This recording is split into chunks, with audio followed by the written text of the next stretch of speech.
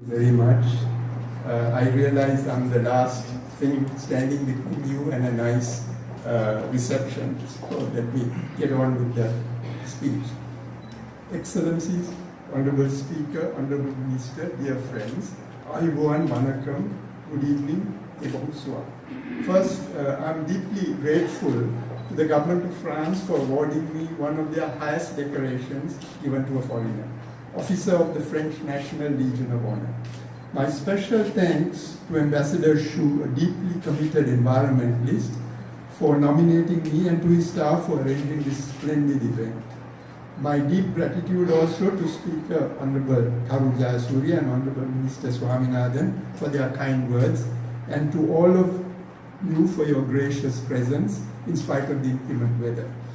I have been a lifelong admirer of France and Francophone, genuinely fond of the lyrical language, elegant art, delicious cuisine, warm people, and beautiful country. So it is indeed most gratifying, Ambassador, that this great nation has recognized my humble efforts. I regret only that my contributions are quite modest in relation to the enormous challenges facing humanity. Let's take a simple example. Our unsustainable consumption today already uses natural resources 1.7 times more than what the Earth can support. By 2030, we will need 2 planets Earth to support our lifestyles. The 1.4 billion richest people consume 85% of this output, 70 times more than the poorest 1.4 billion people. And the 8 richest people own more wealth than 3.5 billion poorest. That is half the global population. That is inequality for you. So, if the rich are consuming more than one planet worth, what resources are left to raise the poor out of poverty? Thus, all the grand promises of world leaders at conferences ring rather hollow, as I have pointed out repeatedly, to their embarrassment. Nevertheless, I worked hard at the World Bank for almost 30 years on issues like poverty, energy, economic policy, environment, and sustainable development. At the 1992 Rio Earth Summit, I presented the Sustainomics framework to solve these diverse problems, including the well-known Sustainable Development Triangle, incorporating economic, social, and environmental concerns. In 2015, after much effort, all countries finally agreed on 2 major global treaties, the UN Sustainable Development Goals and the Paris Climate Agreement. I salute France for spearheading the climate agreement and President Macron for showing great leadership in Europe.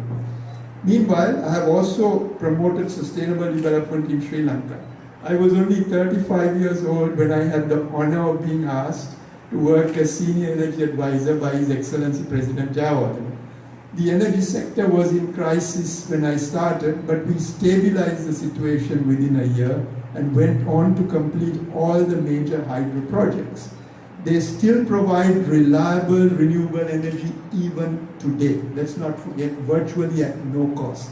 Despite this challenging work, there were humorous moments too. In the early 80s, we were concerned by rapid deforestation in Sri Lanka. 2 government institutions played key roles. The Forest Department were the good guys who conserve forests, and the State Timber Corporation were the bad guys who cut down the trees. I recall being alarmed when a notorious tree chopping officer in the Timber Corporation was transferred to the Forest Department, like asking the fox to guard the chickens. To check the status of the Forest Department, I went there unannounced and spoke first to a peon. In my experience, low-level staff are often the best sources of information. The peon said, "Sir, things are very bad here since Bruce Lee came." Apparently, the bad officer had soon acquired the nickname Bruce Lee. Why? The peon further volunteered, "Ayyo sir, miniya awa vitarai, Lee tika Bruce gala gaya." This is typical local humor. I apologize to the non-Sri Lankans because the Sinhala punchline does not translate well. And then 35 years later, another president, His Excellency Maithripala Sirisena, has placed an even more demanding task before me to prepare a strategic national master plan entitled Sri Lanka 2030 Vision. Nevertheless, the work is well in hand, and I am confident that my presidential expert committee will deliver a good product soon. On occasions like this, I am also mindful of the great Sir Isaac Newton, who said, "We see further only because we stand on the shoulders of giants. Without the help of those giants, none of my achievements would have been possible. They include my late parents, my siblings, teachers, professional colleagues, and last but not least, my wife and family, who have uncomplainingly supported me throughout. They have my deepest gratitude and a share of this award." Let me conclude with some very personal views. In order to make the world a better place, we need to make our country better and our community better, and ultimately start by making ourselves better. This is the first principle of Sustainomics: to make development more sustainable, empowering individuals to take action now, without waiting in vain for world leaders to tell us what to do. Many sustainable actions are simple and obvious, like switching off lights in empty rooms, or turning off leaky water taps, or planting trees. Ultimately, improving ourselves starts with encouraging ethical values and sustainable behavior in every citizen, starting from an early age. Today, we have unethical social values that are based on greed, corruption, and violence. Such values have caused economic collapse, excessive consumerism, debt, and inequality. They also drive massive environmental damage. And inequality, resource scarcity, and pollution will worsen future social conflicts. This process destroys our democratic space, Mr. Speaker. The Ratu Paswala incident was an early warning. Therefore, we must break this vicious cycle. You and I as citizens must actively work with government and business to unite and build a truly Sri Lankan identity.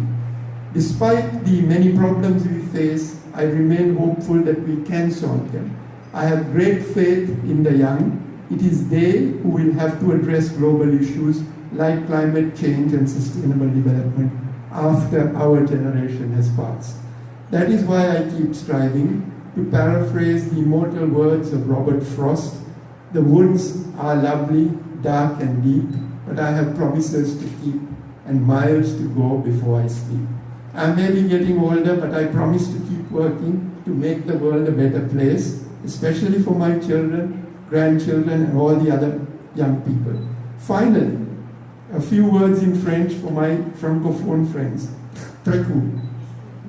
Alors, Excellence, ma famille et chers amis, je voudrais remercier le gouvernement français pour cette grande honneur que vous m'avez accordé aujourd'hui.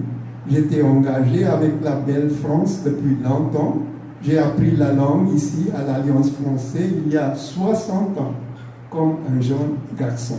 J'ai vécu à Paris, dans la cité université même, comme étudiant il y a 50 ans. Entre-temps, j'ai visité la France plusieurs fois. J'aime la langue élégante, l'art formidable, le peuple chaleureux, l'haute cuisine et le beau pays. Je me considère français adopté. Je reste toujours francophone, bien francophone, très bien francophone. Permettez-moi de boire au succès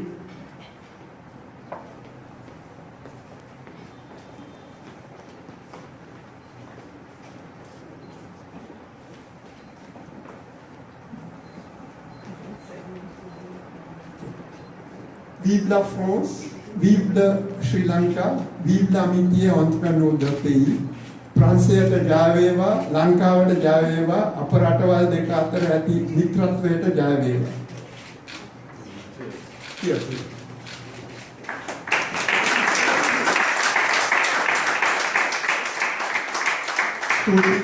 Thank you and merci beaucoup.